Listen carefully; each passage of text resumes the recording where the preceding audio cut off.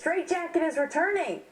Oh, it sure is, Danielle. Look, it's a special edition, though, of Kurt Busch Radio. I mean, media sweetheart. Roy.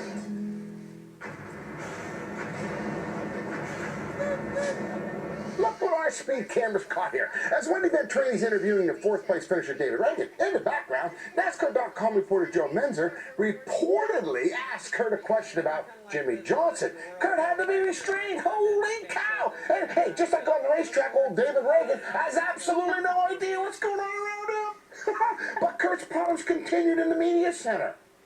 Jimmy, after the race on pit road, when you and Kurt were both asked to discuss what had happened, Kurt said that he thought he's in your head. You'd been pretty good. I didn't say that tonight.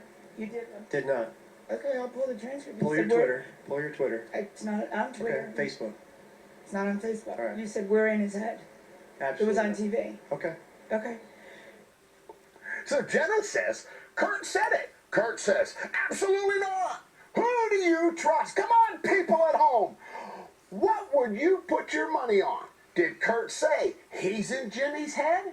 When he came back to us, you could see it coming. That's not something you see from Jimmy Johnson every day. So I know we're in his head. Yeah, he definitely said it. And after the press conference, as Kurt's going to leave, excellent AP reporter Jenna Fryer, who we heard from a minute ago, shows Kurt the transcript. What does he do? Like any sensible human being, he rips it up. Kurt, busted. So, you get the Straitjacket Award, because you must be crazy if you go into the media center and argue with a reporter who has a transcript of what you just said a few minutes ago. Woo! So Kurt gets the crazy award, but I saw you working in that office earlier. Someone might be getting the controversy award. Yes, Danielle. I was listening to the 24 team's radio after the race. They were a little miffed that Paul Menard's late race spin that benefited the 29 team. They desperately needed a caution to have a chance to win. Jeff Gordon took the lead here with about 23 laps to go. And as he was checking out, Harvick's teammate Paul Menard, he's 80 laps down. And he spins here with about 18 to go. Now, here was the 24 team's radio a little later after the checkered flag. How'd that 27 spin, Jeff? Did you see that? Somebody told me. But I didn't see it. I was chasing down the 47. I'm sorry. That's all right. Karma will come back to haunt you. That's very interesting. So, we went back and listened to the final 70 laps. Here was this, just prior to 60 laps to go. Keep in mind, Paul was involved in a crash with the 17 and might have been looking for a little payback against old Matt. But Harvick is leading at this point. 29 cars lead by 2 seconds right now. Do not need a caution. 60 laps to go. 60. Do not need a caution, correct? Pit 4. So, they do not want a caution there. If Paul was considering payback against Kenseth, they say, no sir, please don't do it. However, as the race continues, Paul was getting consistent updates on the battle between the 29 and 24 for the win. 29 is a 2-second lead. 30 to go. 29 lead. 24 on this bumper right now. Check your roll gauge, Paul. Check your roll gauge. 13 and a half. One. Clear by 2. 24 to 29 are racing each other hard right now. Stevie, talk to me. 29 is lead by 3/10 right now. We're good right now.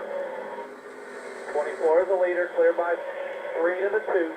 22 laps to go right now. 24 lead. Slugger, can you go to channel 2? A few things here. Why did Paul have no idea why Slugger was asking about the volts? Slugger never answered Paul's question about why. Was that the spin sign? Also, we do not have their Channel 2 scanner audio recorded.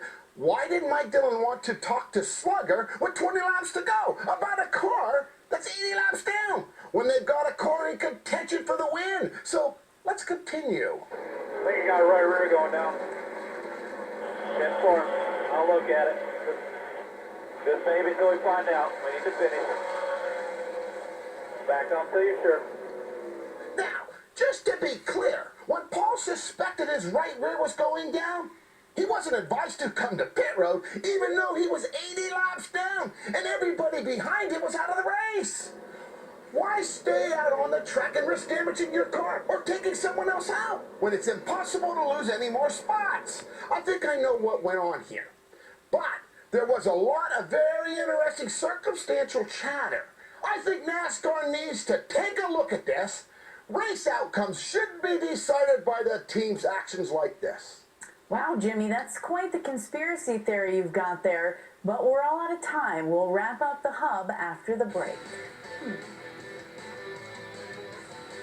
NASCAR Race Hub is brought to you by CarQuest Auto Parts. Great people.